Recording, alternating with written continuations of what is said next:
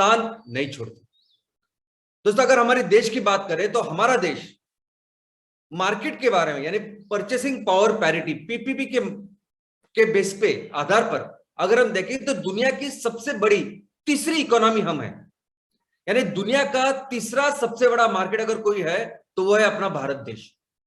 तो यहां प्रोडक्ट बेचने के लोग कहां से आते हैं, हर कंपनी आती है और यहां प्रोडक्ट बेचने की कोशिश करती है क्योंकि बहुत बड़ा मार्केट है। अभी ऐसा ही एक बहुत बड़ा सेक्टर है हमारा मोबाइल का। जैसे मंगेश सर ने कहा कि मोबाइल बेचने के लिए आज चाइना की इतनी कंपनियां हैं, कोरियन कंपनी है, बाकी की अमेरिकन कंपनी है, लेकिन एप्पल एक ऐसी कंपनी है जो हमेशा नंबर 1 के स्थान पे है। एप्पल दुनिया की सबसे बड़ी कंपनी बन चुकी है सिर्फ ये प्रोडक्ट की वजह से। अभी उनके प्रोडक्ट क्या, तो एक टेबल पे बैठेंगे इतने ही प्रोडक्ट है, कुछ थोड़े मोबाइल और लैपटॉप, लेकिन बड़ी बड़ी जो ऑयल एंड गैस कंपनीज है, बड़ी बड़ी बैंक्स, इन सभी कंपनी को आगे निकल गई है एप्पल। मैं भी सोचता था, बहुत सारे लोग सोचते कि क्या होता है 1.5 लाख के मोबाइल में, होता क्या है, किससे बनता है वो मोबाइल, उसमें थोड़ी सोना वगैरह कुछ रहता है। लेकिन दोस्तों ये प्रोडक्ट जब आप इस्तेमाल करते हो, यानी जो भी ये प्रोडक्ट इस्तेमाल करता है वो खुद इस कंपनी का ब्रांड एम्बेसडर बन जाता है, वो खुद इस प्रोडक्ट के बारे में, कंपनी के बारे में लोगों को बताता है। तो कितनी अच्छी बात है कि लोग, कस्टमर खुद ऐसी कंपनी की मार्केटिंग करते हैं और ये सबसे बेस्ट मार्केटिंग है। ये ऐसी कंपनियां है कि लोग, कस्टमर इनको बिल्कुल छोड़ते नहीं किसी भी हालात में। ऐसी कंपनी है अमेजॉन। अभी अमेजॉन भी ये जो प्लेटफॉर्म है, ये जो अभी बेचने वाली कंपनी हम लोग वर्चुअल मार्केटिंग कंपनी बोलते हैं, अभी अमेजॉन क्या पहली कंपनी नहीं की जिन्होंने ये काम किया। उनके पहले कितनी सारी कंपनियां थी जिन्होंने ऐसे ऑनलाइन प्लेटफॉर्म पे माल बेचने की कोशिश की। आज भी अगर आप देखोगे तो हर दिन कितनी सारी कंपनियां तैयार हो रही है, क्योंकि उसमें तो सिर्फ आपको ऐप बनाना है, कोई मैन्युफैक्चरिंग कर रहा है, कोई आपको सर्विसिंग लेके जो मार्केट है, जो प्रोडक्ट है वो कस्टमर को पास पहुंचा रहा है, तो उसमें ज्यादा कुछ है नहीं। लेकिन फिर भी आप देखोगे कि अमेजॉन का स्थान अभी भी बरकरार है, अमेजॉन अभी भी नंबर 1 है।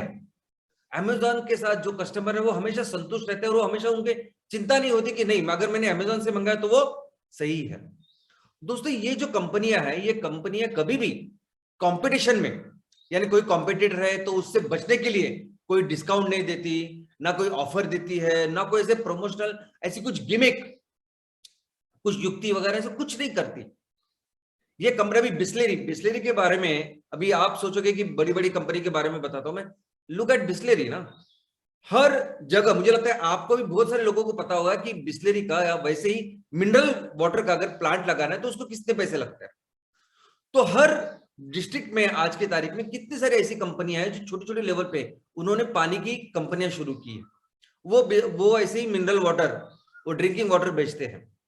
बहुत जगह पे तो ऐसा होता है कि बिस्लेरी 20 रुपए की लीटर होती है, लेकिन वो कंपनियां 15 रुपए, इवन 12 रुपए में 1 लीटर बेचती है। लेकिन फिर भी अगर कस्टमर दुकान में जाता है और देखता है कि अगर वो बिस्लेरी है तो वो बिस्लेरी को चूज करता है।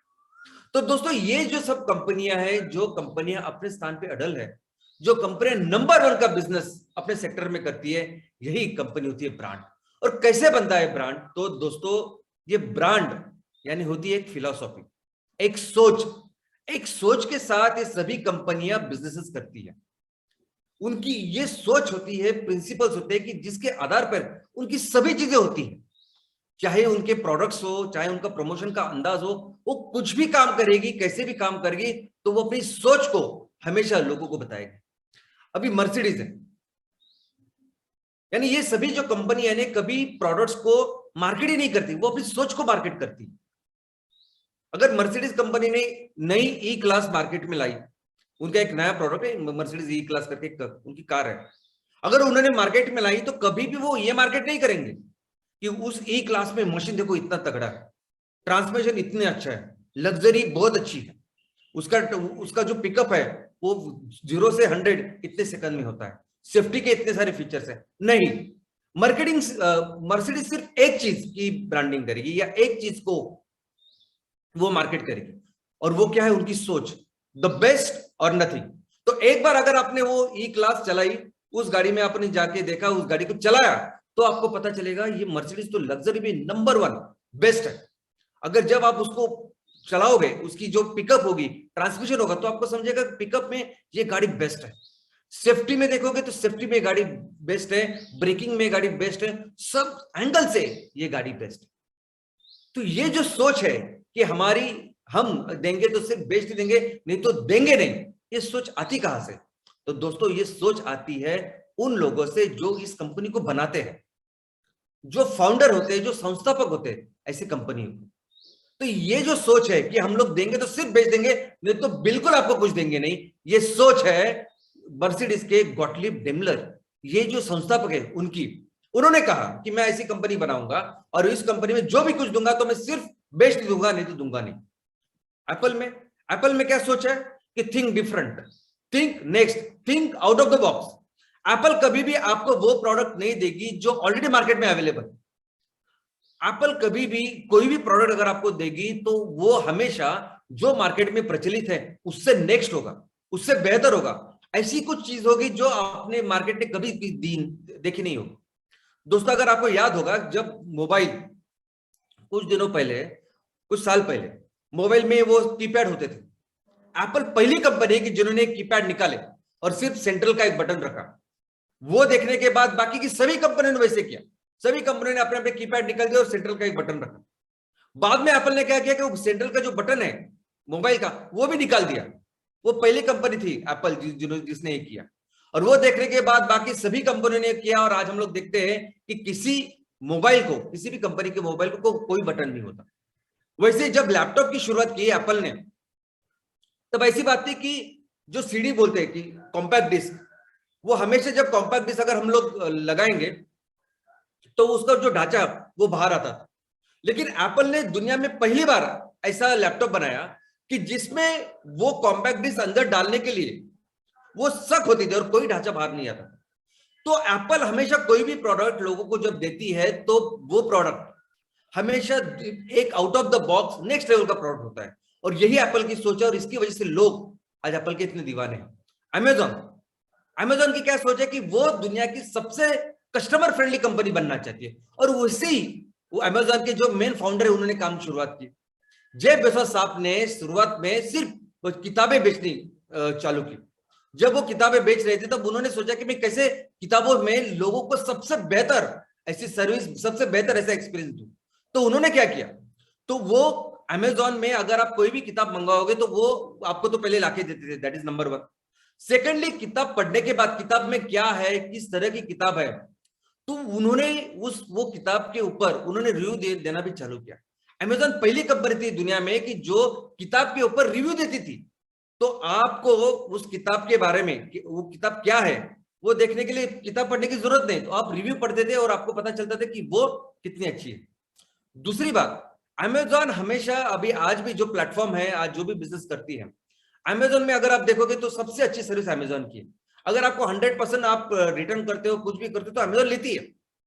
अमेजॉन ने जब इस बिजनेस की शुरुआत की तो अमेजॉन ने यह भी सोचा था कि 20% ऐसे लोग होंगे जो चीटिंग करेंगे, जो हमसे एक माल लेंगे दूसरा माल देंगे, कुछ भी तरह की चीटिंग हो सकती है।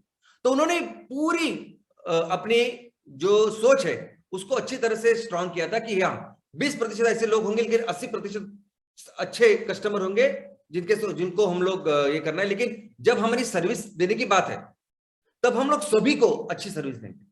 इस तरह से अमेजॉन ने शुरुआत की। दोस्तों पहले 8 साल अमेजॉन के जेफ बेजोस ने 1 रुपया भी कमाया नहीं था। और आज की तारीख में अगर आप देखोगे तो एक्चुअली चीटिंग करने वाले जो ग्राहक हो शायद 1% 2% हो सकते हैं। तो उनकी वो तैयार थे 20% के लिए, लेकिन आज 1-2% हो सकते हैं। लेकिन उस कंपनी की प्रतिमा, उस कंपनी की ब्रांड आज कैसी है?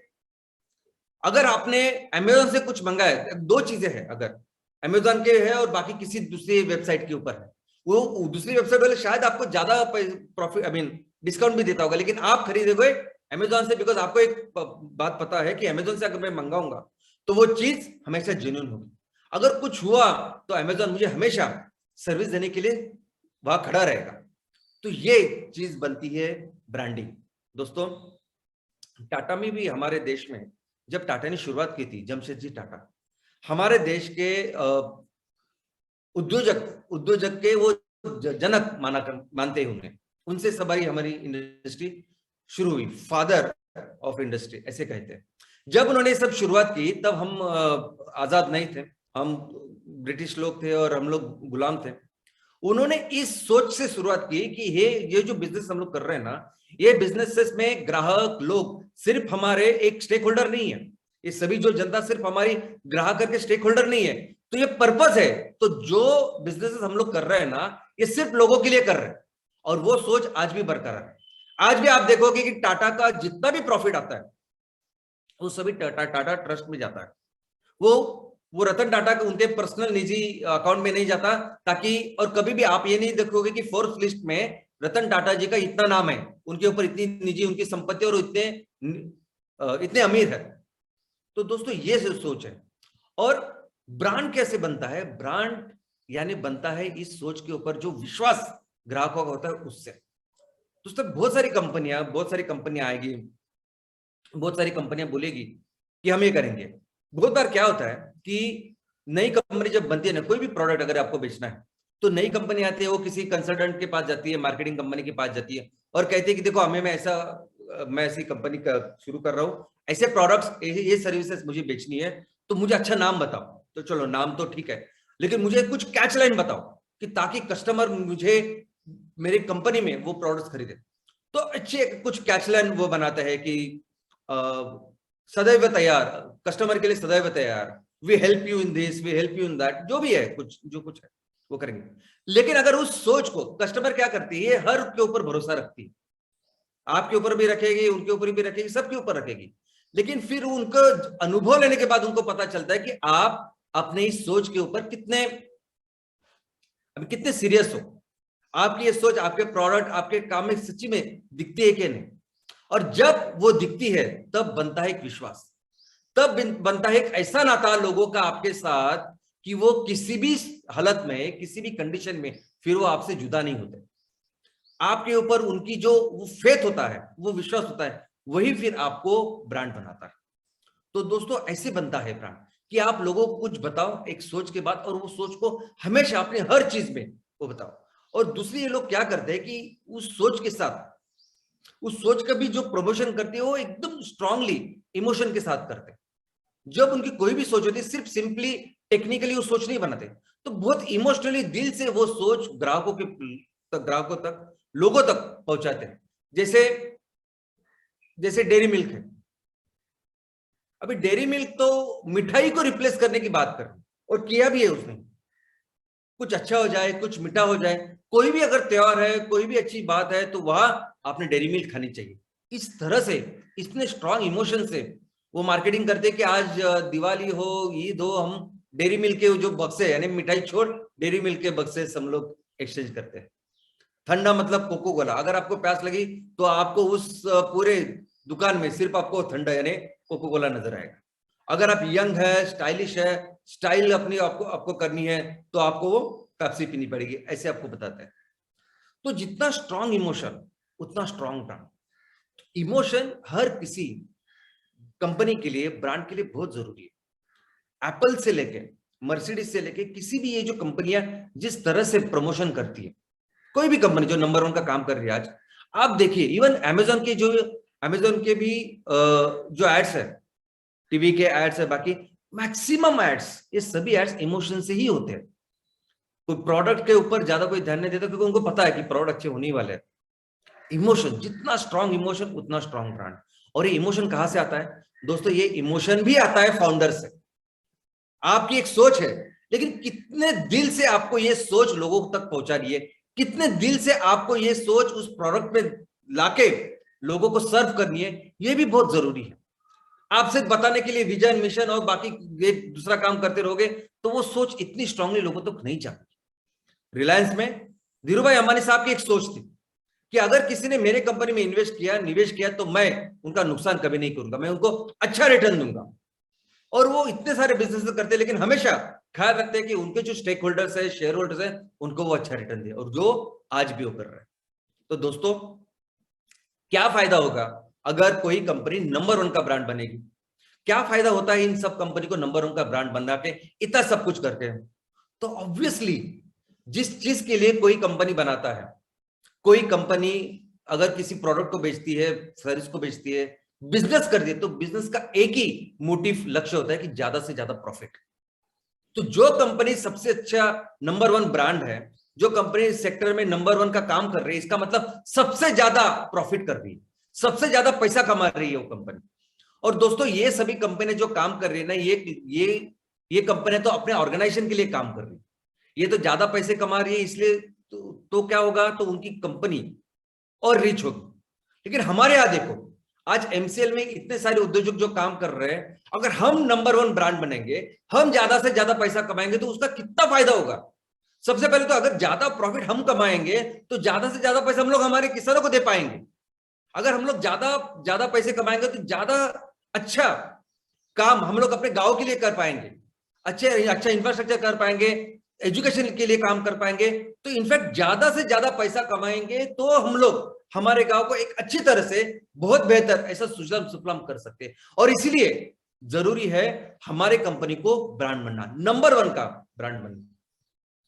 और तो इसलिए तो आज का ये जो टॉपिक है, इसलिए कि किस तरह से हम लोग अपनी कंपनी को नंबर 1 का ब्रांड बना सकते हैं।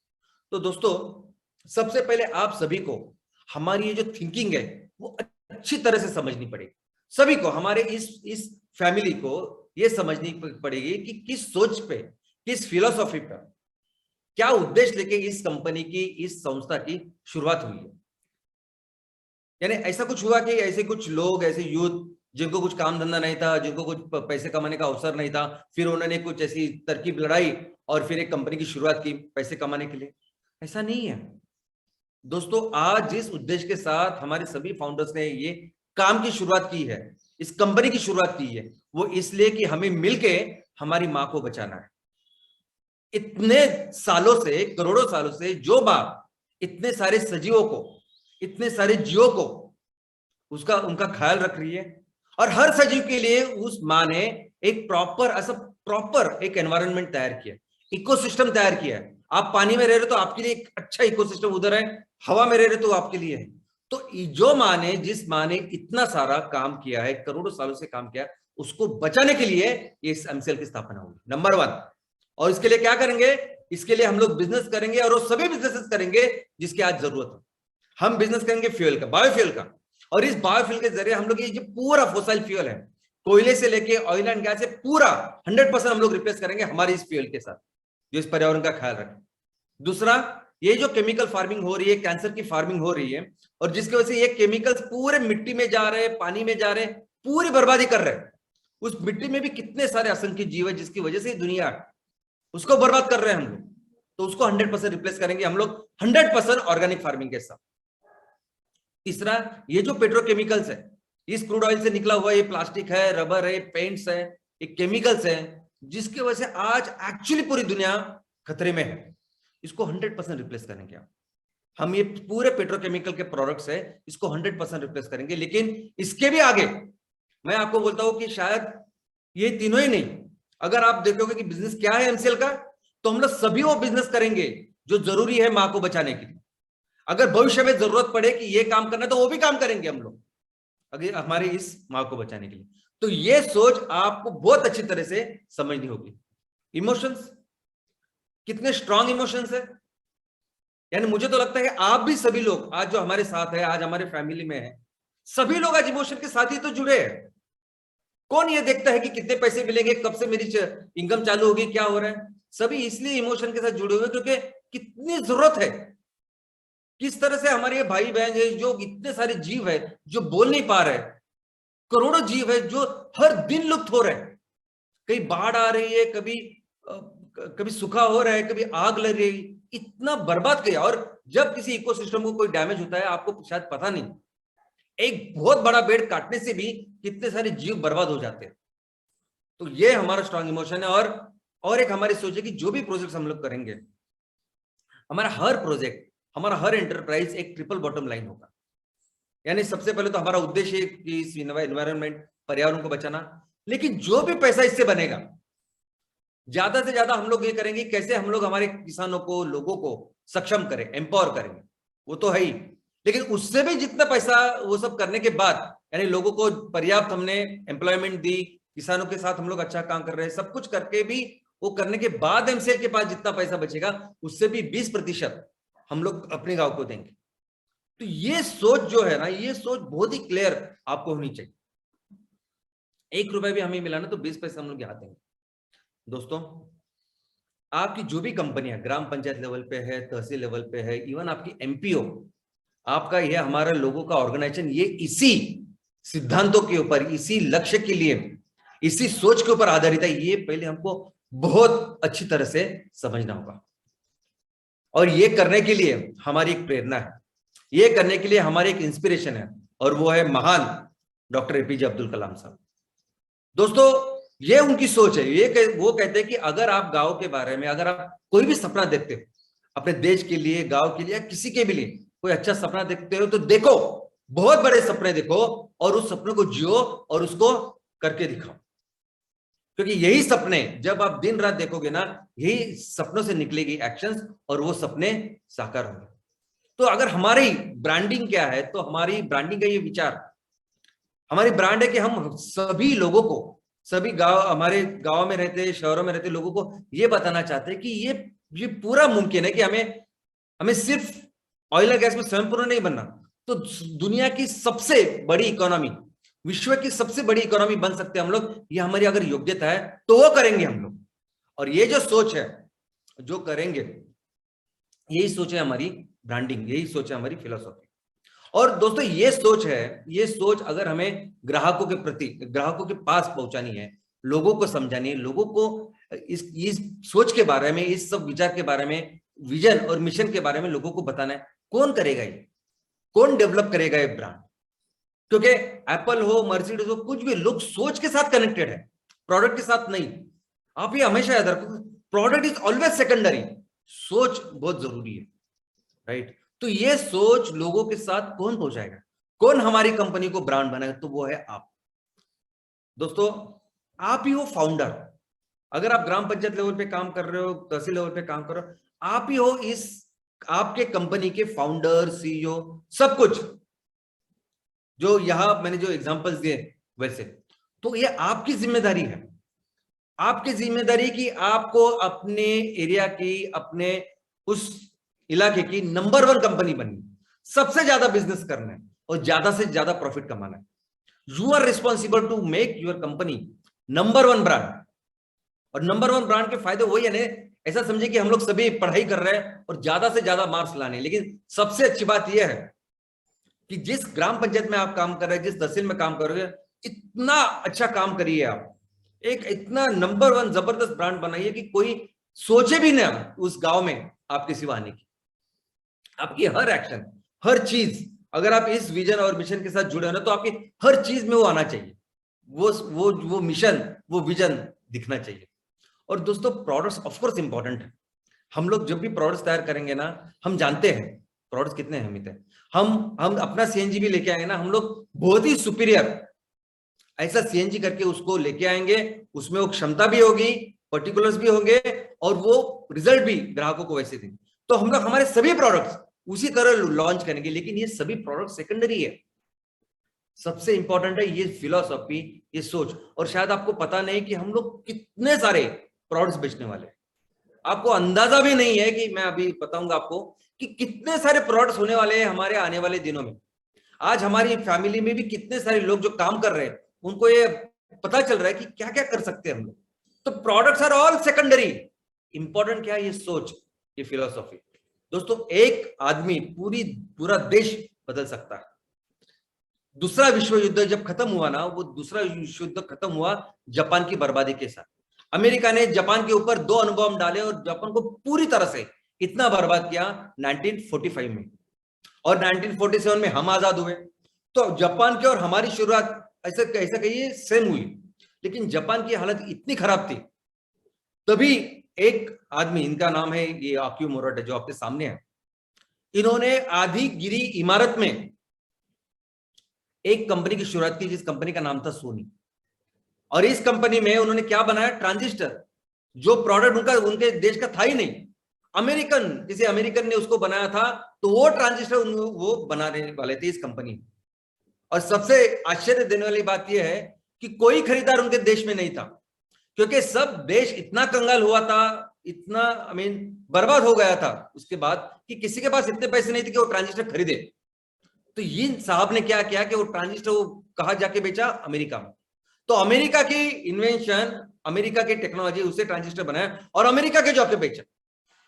क्या काम किया, पूरे देश को इंस्पायर किया कि देखो ऐसे हम अपने देश को बिल्ड कर सकते हैं, ऐसे हमारे देश को आगे लेके जा सकते हैं। और उसके बाद जो रिवोल्यूशन चालू हुआ, आज इतना छोटा देश है, अगर आप आकारमान देखोगे वगैरह तो बहुत छोटा देश है जापान, लेकिन दुनिया में नंबर 1 की इकोनॉमी है, सबसे ज्यादा टेक्नोलॉजी, सबसे ज्यादा बिजनेस हमारे देश में भी। अगर आप वो सुजुकी देखते हो, टोयोटा देखते हो, होंडा देखते हो, ये सभी ब्रांड जापान के हैं। तो एक आदमी ने पूरे देश को बदल के रख दिया। और अगर ग्राम पंचायत लेवल पे भी आप काम कर रहे हो तो क्या कर सकते हैं आप? सिर्फ ग्राम पंचायत लेवल पे काम कर रहे थे अपने अन्ना हजारे साहब। अन्ना हजारे साहब ने सिर्फ अपने गांव को सुजलाम सुफलाम किया और बस वही काम कर रहे थे वो।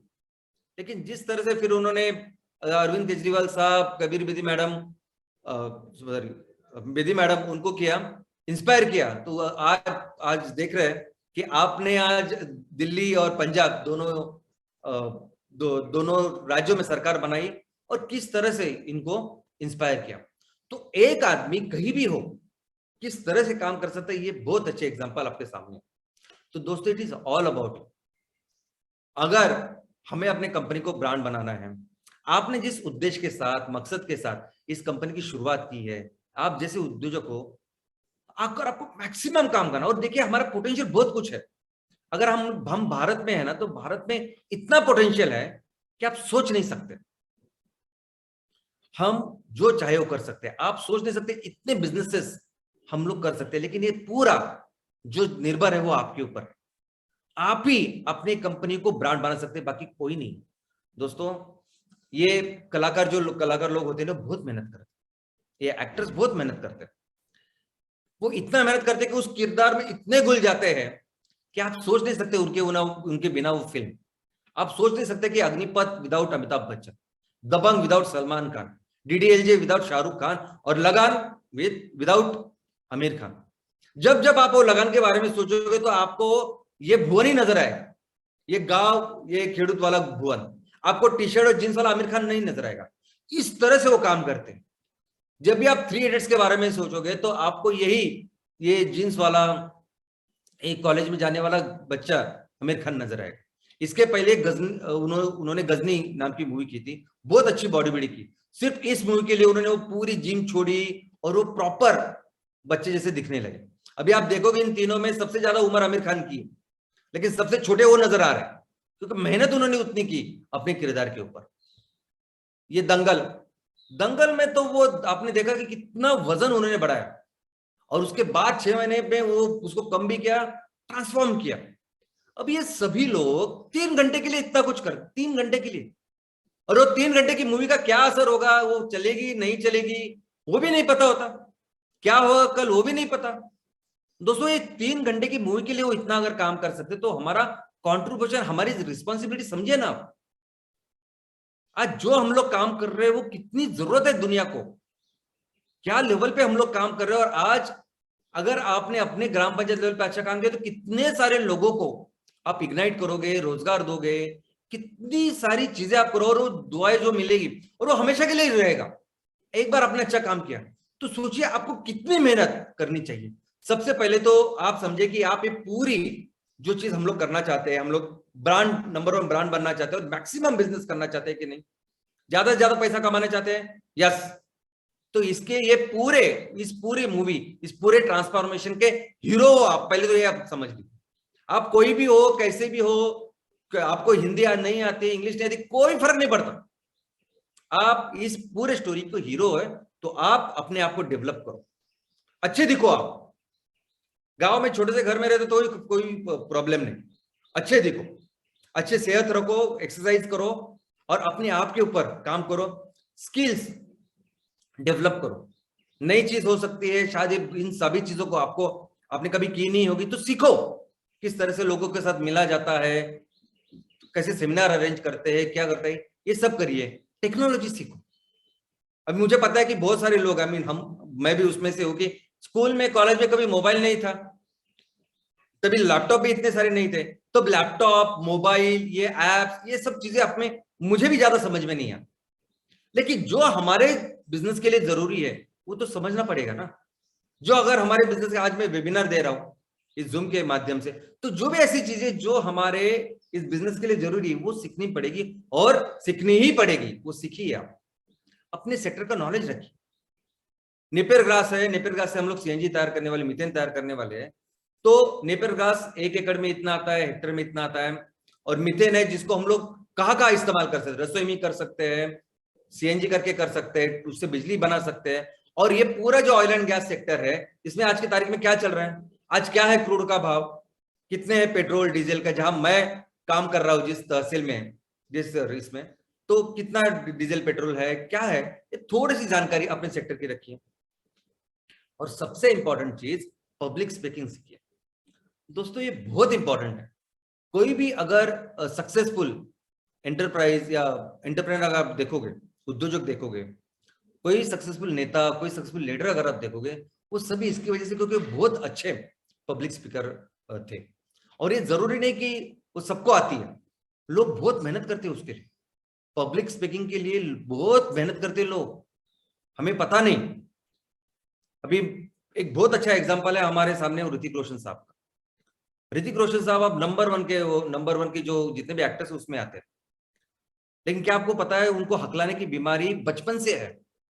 6 साल की उम्र से उनको हकलाने की इतनी बीमारी है कि वो स्कूल नहीं जाते थे, उनको इतना ज्यादा होते थे कि वो बोल नहीं पाते थे, बच्चे चिढ़ाते थे, वो स्कूल नहीं जाते थे, ऐसी उनकी बीमारी। फिर भी आज आज भी हर दिन 1 घंटा उनको उसके ऊपर प्रैक्टिस करनी पड़ती है, तब जाके वो डायलॉग बोल पाते।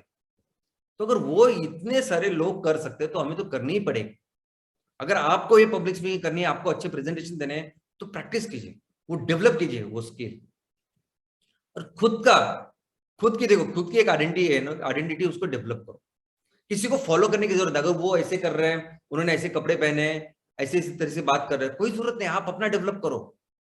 आप खुद एक हीरो। अभी नवाजुद्दीन सिद्दीकी साहब क्या है उनमें, वैसे देखा जाए तो किस तरह से दिखते थे आपको, कभी कभी किसी को लगा होगा कि ये आदमी ऐसा इतना बड़ा एक्टर बनेगा।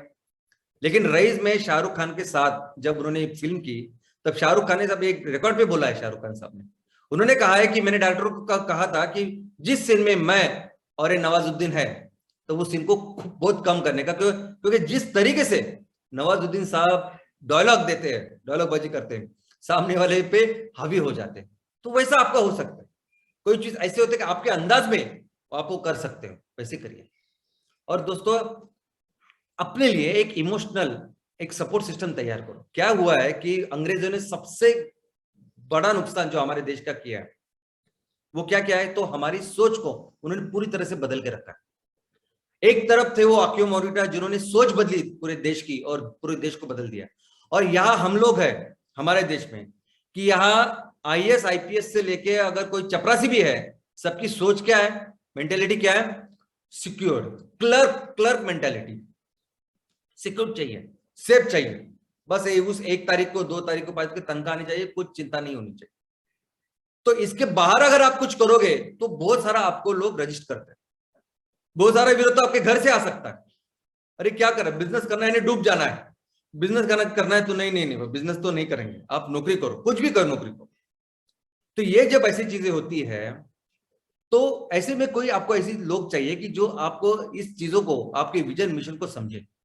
हो सकता है टाइम लगता है, अभी आपने देखा ना कि जेफ बेजोस आपको 8 साल लगे पहला रुपया कमाने के लिए, लेकिन किधर है। और सिर्फ जेफ बेजोस नहीं, आप अगर किसी भी एंटरप्रेन्योर उद्योजक के चरित्र पढ़ोगे, आई मीन उनके सिर्फ स्टोरी पढ़ोगे, तो आपको पता चलेगा कि इनिशियली सबको जरा मुश्किल होता है ये सब काम करने के लिए, लेकिन इस मुश्किलों के दौरान भी आपको वो एक इमोशनल स्ट्रॉन्ग सिस्टम चाहिए होती है।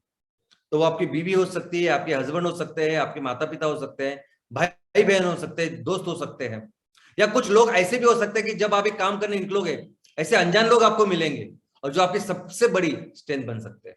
तो ऐसी स्ट्रेंथ, ऐसी टीम तैयार करके जो हमेशा इस चीज के लिए पॉजिटिव रहे। दूसरा, एक सीईओ डे वन से अगर आप इसके फाउंडर हो, इस कंपनी के, अगर आप इस ग्राम पंचायत लेवल के, तहसील लेवल के फाउंडर हो, तो एक डे वन से रिस्पॉन्सिबिलिटी लो। आज मेरे ग्राम पंचायत में अगर 5,000 लोग रहते हैं ना, तो मेरी रिस्पॉन्सिबिलिटी है उनको बहुत अच्छा इनकम देने की। आज इतनी सारी जमीन है, 2,000 हेक्टेयर अगर मेरी तहसील ग्राम पंचायत में ना, तो एक भी इंच बचनी नहीं चाहिए। ये पूरी उसको सुजलाम सुफलाम करने की मेरी जिम्मेदारी, ऐसी जिम्मेदारी लो। और सिंपल पॉइंट रखो, क्लियर पॉइंट। कैसे करेगा तू सुजलाम सुफलाम? क्या है राशनल है? ये सिर्फ बड़ी बड़ी बातें करने का, बड़े बड़े ऐसे सपने दिखाने का, ऐसे कैसे कैसे हो सकता है? सिंपल है ना। आज जो रसोई में गैस है, उससे लेके जो डीजल, पेट्रोल, सीएनजी, ये सब कुछ, ये कोयले से लेके सब कुछ बाहर से मंगा रहे हैं हम लोग, लाखों करोड़ों उनको दे रहे हैं।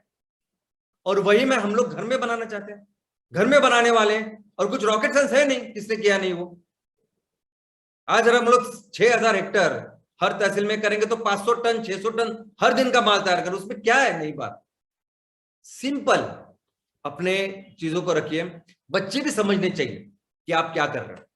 और दूसरा ये है ना कि देखो, आप जिस विषय को लेके हम लोग सब चल रहे हैं, काम कर रहे हैं, जो जो एजेंडा हमारा है, जो सोच हमारी है, जो मकसद हमारा है, और वो कितना जरूरी है, कितना इंपॉर्टेंट है, ये बहुत सारे लोगों को पता है। दोस्तों, आज की तारीख में ग्लोबल वार्मिंग से क्या बर्बादी हो रही है, ये सबको पता है। आप जहां रहते हैं, आपके आजू बाजू में भी लोग जानते हैं, पढ़े लिखे लोग जानते हैं, बाकी के लोग जानते हैं, सब लोग जानते हैं कि क्या बर्बादी कर रहे हैं हम लोग। ये ग्लोबल वार्मिंग हो, कैंसर की फार्मिंग हो, या किसानों के साथ क्या होना चाहिए, क्या करना चाहिए, ये भी लोग जानते हैं बराबर। लेकिन उनको पता नहीं करना क्या है। उनको पता नहीं कि कौन आए, कौन करे, एक्चुअली मैं क्या करूं। मैं जानता हूं, मुझे लगता है कि मैं कुछ करूं, लेकिन करूं क्या?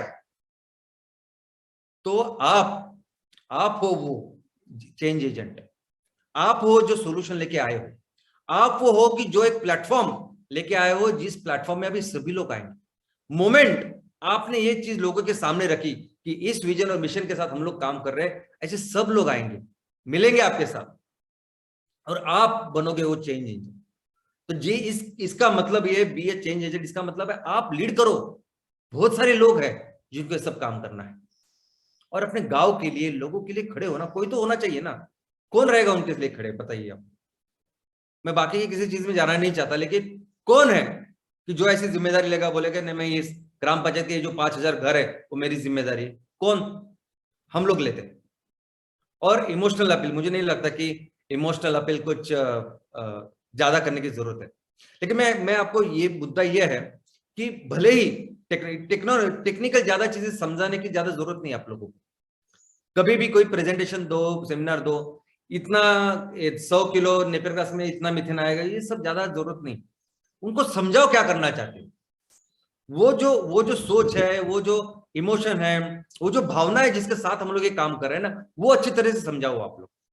अगर आपको कोई भी प्रेजेंटेशन कहीं भी देना हो भले सामने वाले साइंटिस्ट हो, या सामने वाले सभी अपने खेडूत हो, या अपने किसान हो, ये तीनों कैटेगरी भी की भी लोग अगर हो, तो उनको सिर्फ यही काम करना है। उनको बताओ क्यों कर रहे हैं हम लोग ऐसा, और थिंक ह्यूज। दोस्तों, ये बहुत बड़ी चीज है कि कुदरत ने हमें इतना कुछ दिया है। हमारे गांव में, हमारे तहसील में इतना कुछ है कि हर तहसील में 500-600 टन का प्रोजेक्ट लग सकता है सीएनजी आउटपुट का। और इसमें मैंने बहुत जो नंबर्स है वो मैं आपको कभी बताऊंगा, तो आपको पता चलेगा कितना कुदरत ने दिया कुछ। तो क्यों हम लोग छोटा सोचें, बड़े से बड़ा काम करें। और जब ये काम करना है ना, तो एकदम कॉन्फिडेंटली लाउड सबको बताओ, दुनिया को बताओ। और मुझे लगता है ना कि आप किसी भी चीज में रुकने की, सोचने की कोई जरूरत नहीं है। आपको एक भरोसा होना चाहिए, एक विश्वास होना चाहिए कि जो हम लोग काम कर रहे हैं, आप भी जो लोग काम कर रहे हैं, सभी लोग, आपने भी जो फैसला लिया है एक अच्छे मकसद के लिए किया है। सभी लोग कुछ पैसे के लिए नहीं, लेकिन उससे बहुत बेहतर, बहुत अच्छा काम करने के लिए लोग हम आए हैं। ऑफ कोर्स बिजनेस है, इसके पैसा तो होने ही वाला है, लेकिन मकसद कितना अच्छा है। जब इतना अच्छा मकसद अगर हमारा है, तो पूरी कायनात, ये पूरा विश्व, ये पूरी धरती माँ, ये पूरी जो पर्यावरण है, वो हमको मदद करेगा ना। कोई आप ये मत सोचो कि ये होने के बाद मैं करूंगा, वो होने के बाद ऐसा कुछ होगा, ऐसा मत सोचिए। इससे क्या हो रहा है कि आप अपने कंपनी को फिर कंपनी की इमेज को कम कर रहे हैं। एक बार अगर आपने सोचा, ठान लिया, और मैं आपको बताऊं, जो सोच के, जिस विचारों के साथ, जिस प्लानिंग के साथ हमने शुरुआत की ना, आपको शायद अंदाजा नहीं कितना बेहतर हो रहा है। आपको हम लोग अभी कुछ दिनों के बाद बताएंगे कितने बड़े स्केल पे आज हम लोग काम कर रहे हैं, क्योंकि शायद वो पूरी धरती में हमें पूरी अच्छी तरह सपोर्ट कर रही है। जब इतना अच्छा काम है, इतना हमें कुछ देश के लिए, दुनिया के लिए, लोगों के लिए कर रहे हैं, और ना हम लोग यहाँ कुछ बेचने की ना हम किसी को कुछ बेच रहे हैं ना कुछ कर रहे हैं, तो जो भी काम करना है तो बहुत कॉन्फिडेंटली करिए ना आप। ओके, तो एक बार हमने शुरुआत की इस विजन और मिशन पे पूरा भरोसा रख के दुनिया को बता दीजिए कि हम लोग क्या कर रहे हैं, और इसके बारे में हमेशा डिसिप्लिन रहिए, क्योंकि डिसिप्लिन बहुत जरूरी है। आज है कल नहीं, ऐसी चीजों का ज्यादा उपयोग नहीं होता, ये कंपनी को डैमेज करती है। डिसिप्लिन रहिए कि बस इस विजन और इस विश्वास के साथ मैं आया हूं और मैं करके रहूंगा, बस ये सब आप करिए, और ये फिर आपकी इस कंपनी को, आपकी इस पूरे ऑर्गेनाइजेशन को ब्रांड बनाए। तो क्या करना है एग्जैक्टली क्या करना है दोस्तों? तो आप अपने गांव के लिए एक बहुत अच्छा एक विजन क्रिएट कीजिए कि ये जो प्लेटफॉर्म है, ये जो बिजनेस है, उसके साथ मैं अपने गांव को 5 साल के बाद, 10 साल के बाद मेरा गांव कैसे होगा। तो एक 10 साल का विजन अपने गांव के लिए करिए। क्या करेंगे आप देखेंगे, मैं अपने गांव को पूरी तरह से इस ईंधन में सेल्फ सफिशिएंट करूंगा, आत्मनिर्भर करूंगा। वो कोयला हो, ऑयल एंड गैस हो, बिजली हो, जो भी है। एम्प्लॉयमेंट, किसी को भी हमारे गांव से कहीं बाहर जाने की जरूरत नहीं पड़े, इतना गांव में आज अवेलेबल है, इतना हम लोग काम कर सकते हैं, और लोगों को हर जिनको जरूरत है उनको रोजगार दे सकते हैं। हमारे किसानों की एम्पावरमेंट कर सकते हैं, उनका इनकम बहुत अच्छा बढ़ा सकते हैं, और विदाउट लोन तो होगा ही नहीं हमारे पूरे सिस्टम में। हमारे जो सेल्फ हेल्प ग्रुप्स है, हमारे जो महिला है, उसका सक्षमीकरण हम कर सकते हैं। इनफैक्ट इलेक्ट्रिसिटी में, बिजली में भी आज भी अगर आप देखोगे ना, तो बिजली की जो हमारी पर व्यक्ति बिजली की जो लागत है, जो कंजम्पशन है, वो बहुत कम है। और आज भी हम लोग देखते तो कई सारे ऐसे गांव है जहां बिजली नहीं है, बिजली शायद बिजली का कनेक्शन हो तो बिजली पर्याप्त नहीं जितनी होनी चाहिए, लेकिन हम हमारे गांव को, हमारे तहसील को 100% पूरी तरह से हम अपने बिजली के ऊपर चला सकते हैं। हम लोग 100% बिजली तैयार कर सकते हैं दोस्तों। हमारे गांव को पूरी तरह से साफ सुथरा, अच्छी तरह से सैनिटेशन, ये सब कर सकते हैं। साफ सुथरा गांव ऐसा बना सकते हैं, अच्छा इंफ्रास्ट्रक्चर तैयार कर सकते हैं। अगर अच्छे रोड चाहिए, बाकी की फैसिलिटी चाहिए, तो जरूरत नहीं कोई बाहर की कंपनी आए और हमारे ऊपर उपकार करे, कोई गवर्नमेंट की स्कीम आए और कुछ हो, कोई जरूरत नहीं राह देखने की। हम बिजनेस करें, मेहनत करें, ज्यादा से ज्यादा पैसा कमाएं, और बेटर कर सकते हैं, बेटर एजुकेशन फैसिलिटी कर सकते हैं, जो कितनी जरूरत है हमारे बच्चों के लिए।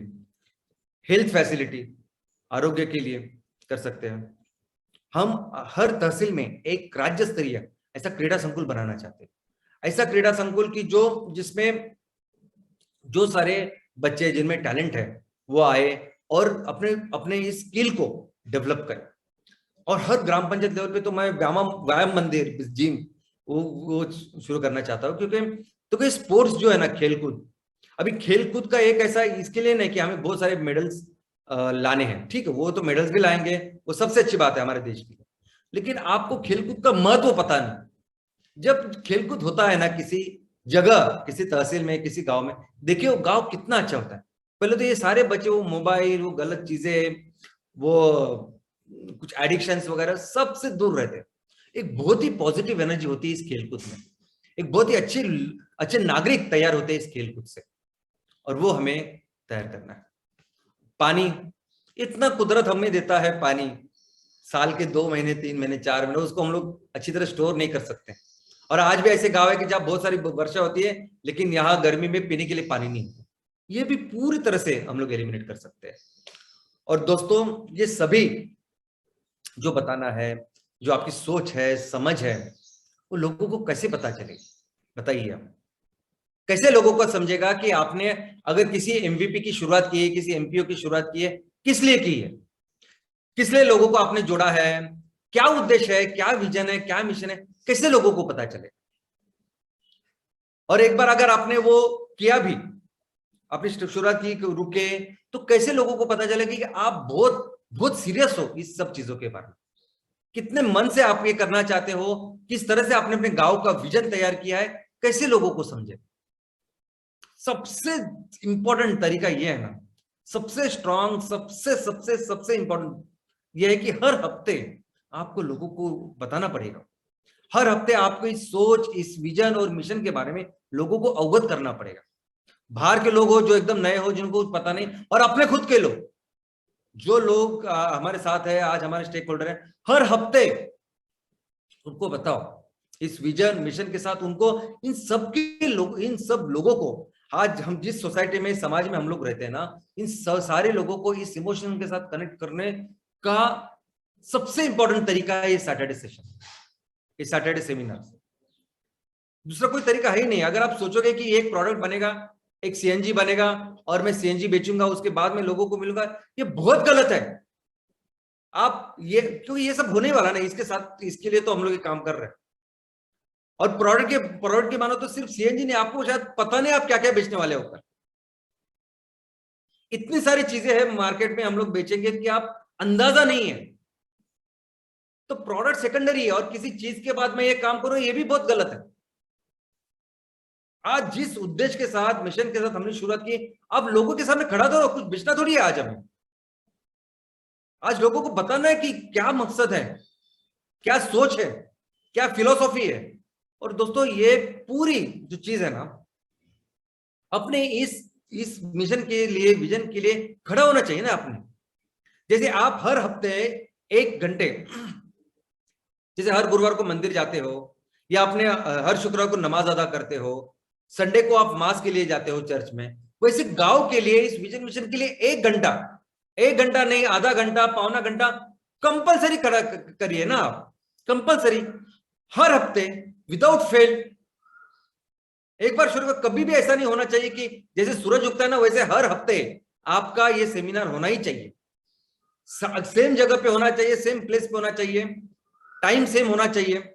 अगर आपके पास नहीं उतनी जगह, तो गांव में कोई समाज मंदिर होगा, गांव में कोई स्कूल होगा, स्कूल में लीजिए, उस रूम में जो भी आपको लगता है सही टाइम, कोई भी एक टाइम, शाम को 6 बजे तो 6 बजे। लेकिन अपने गांव के लिए, इस विजन के लिए, इस अच्छे काम के लिए, नेक काम के लिए एक आधा घंटा देना, 1 घंटा देना तो कंपलसरी है ना। और हफ्ते में एक ही बार देना है, वो तो कंपलसरी करना पड़ेगा ना। दोस्तों गांव के ये जो टॉपिक्स है, अलग अलग चीजें हैं, और हर गांव के अलग अलग कुछ टॉपिक हो सकते हैं, समस्या हो सकती है, इश्यू होता है, कोई तो होना चाहिए ना उसके लिए खड़ा होने के लिए, बात करने के लिए। आप बात तो करो कम से कम, जो इतना जरूरी है। और ये सब चीज जब जब आप करोगे ना, इसकी एडवर्टाइजमेंट करो, प्रमोशन करो।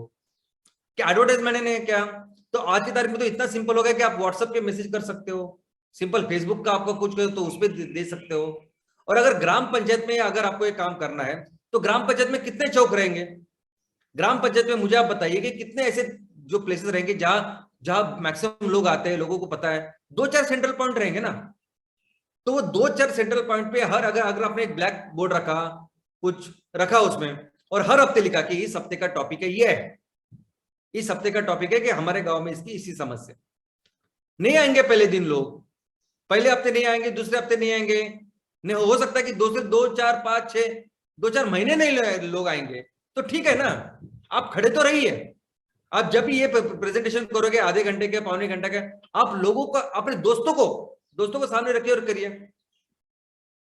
और आपको तो ये भी जरूरत है कि मेरे जैसे कि बार बार मुझे ही बोलना पड़ता है, आप किसी गेस्ट स्पीकर को बोल सकते हैं।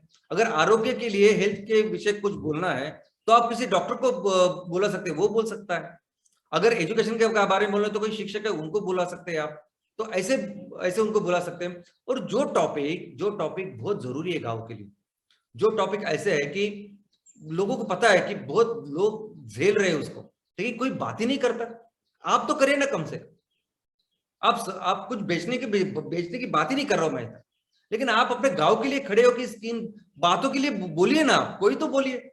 अगर स्कूल में कुछ भी नहीं है, बच्चे किस हालत में वो शिक्षा ले रहे, कुछ तो बोलिए आप उसके बारे में, शुरुआत तो कीजिए, इंस्पायर कीजिए ना। और हो सकता है ना, आप शुरुआत तो कीजिए, ये सब काम मुमकिन है। क्योंकि हम कोई आएगा और हमें चंदा देगा इसके ऊपर नहीं ना, हम लोग मेहनत करेंगे और इसको कमाने वाले। दोस्तों मुझे लगता है कि ये जो है ना, ब्रांड से बढ़कर ये पूरी जो चीज है ना, एक जन आंदोलन होना चाहिए, एक आंदोलन होना चाहिए। ये आंदोलन क्यों होना चाहिए? क्योंकि आप इस प्रॉब्लम को समझिए, ये पूरा जो आज तापमान इतना बढ़ रहा है, उससे लेके हमारे घर का, हमारे गांव में जो स्कूल है उसकी जो खराब कंडीशन है, ये सभी प्रॉब्लम को आप समझिए, ये बहुत गहरे प्रॉब्लम है। और इस प्रॉब्लम के बीच में हमारा रोल समझिए आप। आज इतने सारे असंख्य प्रॉब्लम हम जो चुनौतियां हमारे सामने है, और अगर ग्लोबल वार्मिंग की बात करो तो आप सभी उसको झेल रहे हैं आज। इस साल क्या हम लोग सोच सकते थे इतना टेम्परेचर बढ़ेगा? उसके आई मीन वो तो इतना इंपॉर्टेंट है कि हर हर अखबार में फ्रंट पेज पे सिर्फ ग्लोबल वार्मिंग आनी चाहिए, इतना बड़ा प्रॉब्लम हो चुका है। और इसमें हमारा रोल, दोस्तों हमारा रोल सिर्फ लोकल गांव के लिए नहीं है, मिलके जो अभी हम लोग काम कर रहे हैं ना, वो पूरी दुनिया के लिए अभी एक सोल्यूशन बनने वाला है। हम लोग पूरी दुनिया के लिए सोल्यूशन तैयार कर रहे हैं। तो ये जो सोल्यूशन है ना, ये एक आंदोलन, एक मूवमेंट जैसा होना चाहिए। और कैसे बनती है मूवमेंट? मूवमेंट दो ही चीजों से बनती है। देखो, सबसे पहले अगर कोई आंदोलन बनाए तो आपको एक वो इश्यू लेना पड़ेगा जिसको लेके सभी लोग बहुत भावुक है, बहुत जरूरत है सभी लोगों को। तो एक बहुत ही स्ट्रांग मुद्दा, बहुत ही स्ट्रांग वो चीज, वो इमोशन, वो मकसद, उसको लेके शुरुआत करनी होगी। फालतू कोई चीज लगेगा, ऐसा बड़ा बहुत बड़ा आंदोलन नहीं कर सकते। अभी आज जिस मकसद के साथ, जिस उद्देश्य के साथ हम लोग सब है, हर एक जानते, बच्चे जानते, तो बच्चों को पता है कि क्या हो रहा है ग्लोबल वार्मिंग की वजह से, बूढ़े तक सभी लोग जानते हैं। तो एक बहुत सही, बहुत इंपॉर्टेंट ऐसा उद्देश्य, एक महान उद्देश्य, यानी प्रॉब्लम को सॉल्यूशन देना है, और उस प्रोसेस में सभी को आबाद करना है, हमारे गांव को सुजलाम सुफलाम करना है, हमारे देश को महान फिर से करना है। तो कितनी अच्छी बात। तो एक अच्छा उद्देश्य आज हमारे साथ है। और दूसरा क्या लगता है आंदोलन बनाने के लिए? लोगों को बताना, सेमिनार सेमिनार सेमिनार। अगर हाँ आपने वो उद्देश्य लिया है, आपको करना चाहते हो देश के लिए, कैसे पता चलेगा? कैसे पता चलेगा कि आप ये करना चाहते हो, ये आपकी सोच है, और आप लोगों को बोल रहे चलो करते हैं? तो सभी को ये करना पड़ता है। महात्मा गांधी जी ने वो किया, बराक ओबामा में नहीं वही किया जिसकी वजह से वो अध्यक्ष हुए, और आज हर कोई अगर किसी को ये काम करना तो यही करना ही पड़ता है। तो ये दो चीजें जो करनी है। और कोशिश कीजिए कि ज्यादा से ज्यादा इफेक्टिव आप ये बात कर पाओ। कोशिश कीजिए कि आप कैसे ज्यादा से ज्यादा अच्छी तरह से मैं अपने इस विचारों को लोगों के सामने रखूं, किस तरह से उनको सामने रखूं कि ज्यादा से ज्यादा लोग मेरी सोच के साथ जुड़े। तो दोस्तों इसीलिए करनी होगी प्रैक्टिस। आईने के सामने खड़े रहिए, कैसे दिखते वो देखिए। अगर आपको नहीं जमता ये, तो कीजिए 20 बार प्रैक्टिस, 10 बार प्रैक्टिस, और बाद में सेमिनार्स दीजिए। लेकिन ये बहुत इंपॉर्टेंट है। अभी सचिन तेंदुलकर बहुत महान खिलाड़ी था, बहुत उसने सेंचुरीज वगैरह सब किए, उसके बाद उसने प्रैक्टिस करना छोड़ दिया क्या? सबको करनी पड़ती है प्रैक्टिस।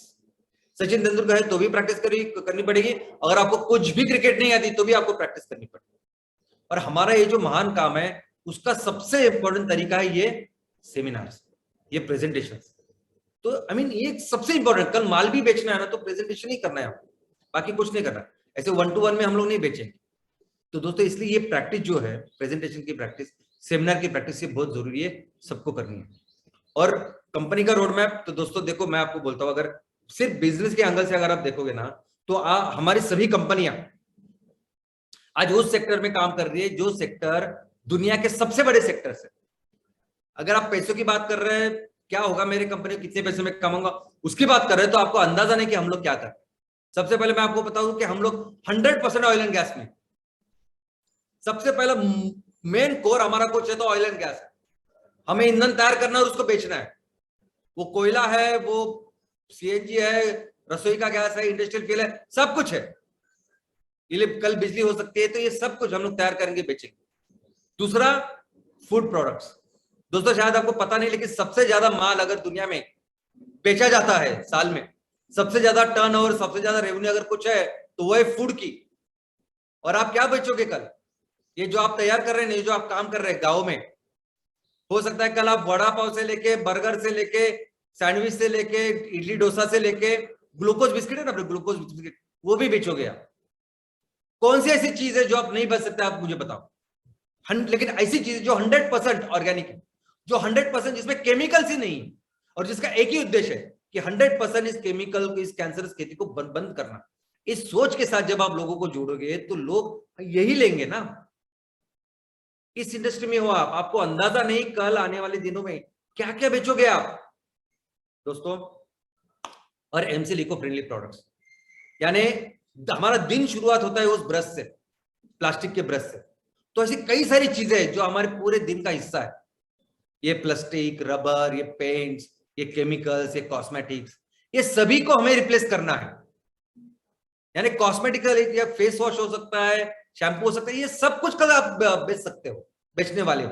और सबसे अच्छी बात मैं आपको बताता हूं कि हमें सिर्फ, आपको लगेगा कि मैं इस ग्राम पंचायत में बैठा हूं तो मैं कितना बेचूंगा, बेचने की जरूरत नहीं है। बेचना तो पूरे दुनिया को है। जितने जितने पैसे यहां मिलेंगे ना हमें किसी माल को बेचने के लिए, उससे कई ज्यादा पैसे हमें जापान में बेचने के लिए मिलेंगे, अमेरिका में बेचने के लिए मिलेंगे, यूरोप में बेचने के लिए मिलेंगे, क्योंकि लोगों को चाहिए ऐसे सॉल्यूशन।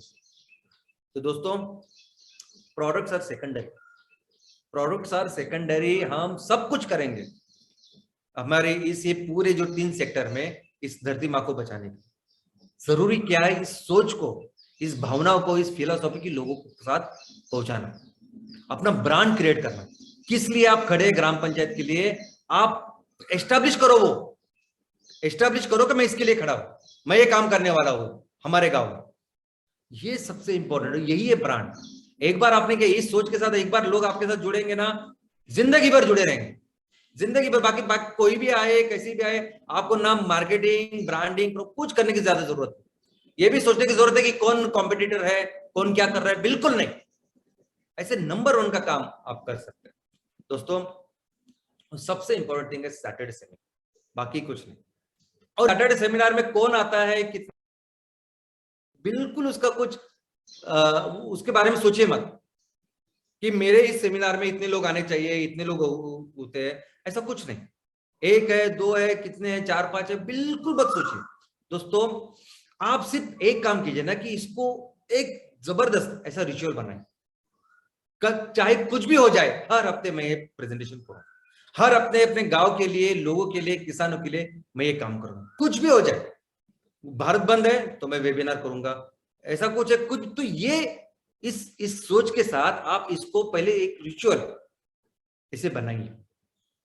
यही काम है आपका, बाकी दूसरा काम नहीं।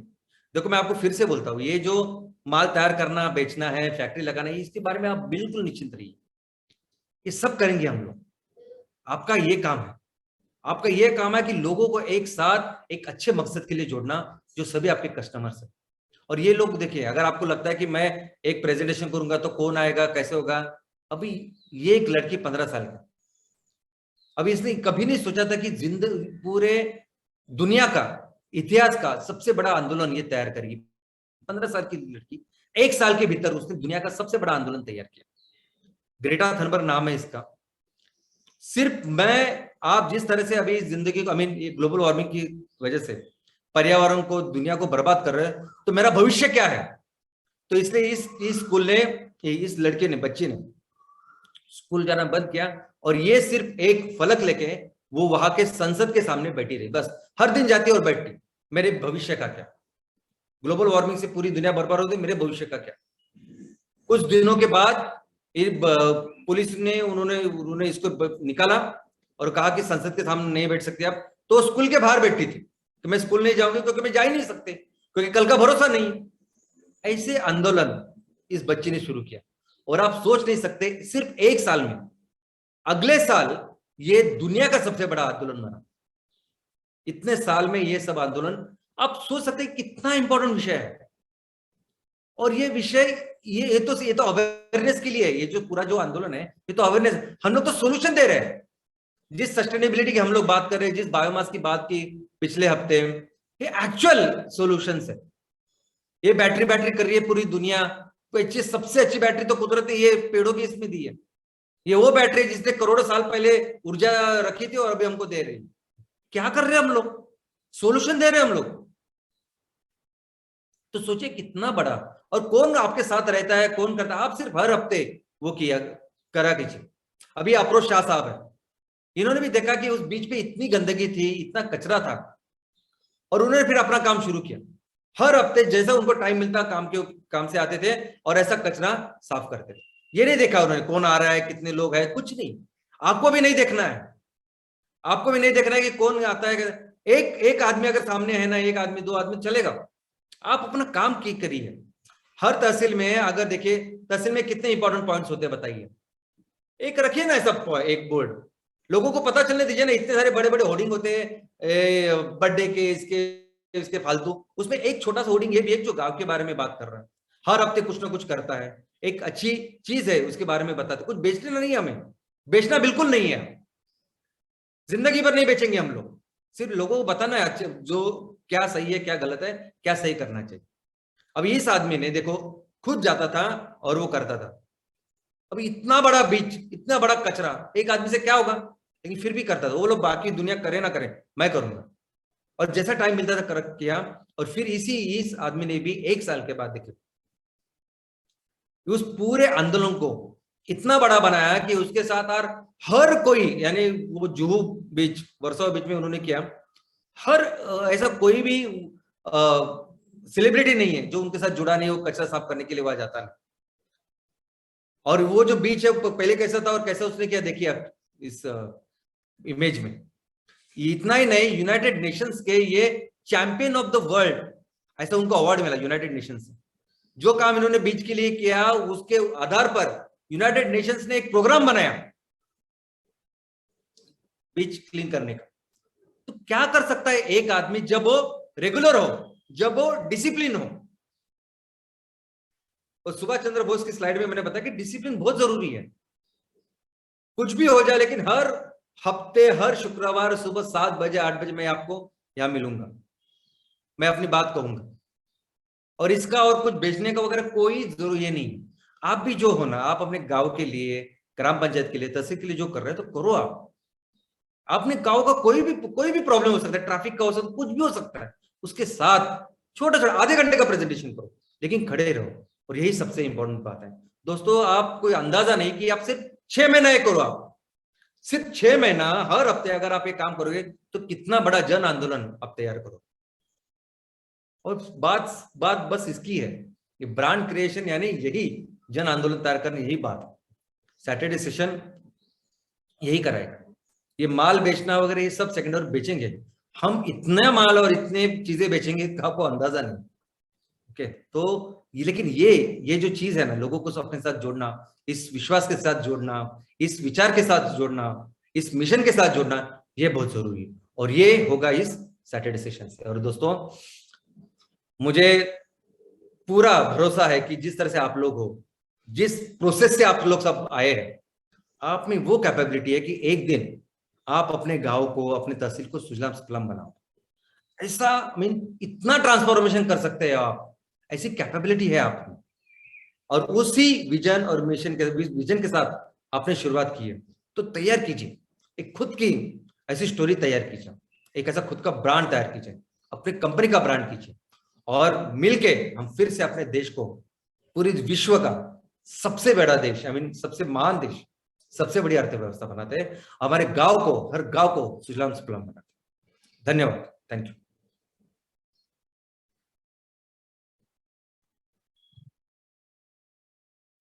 तो सोचो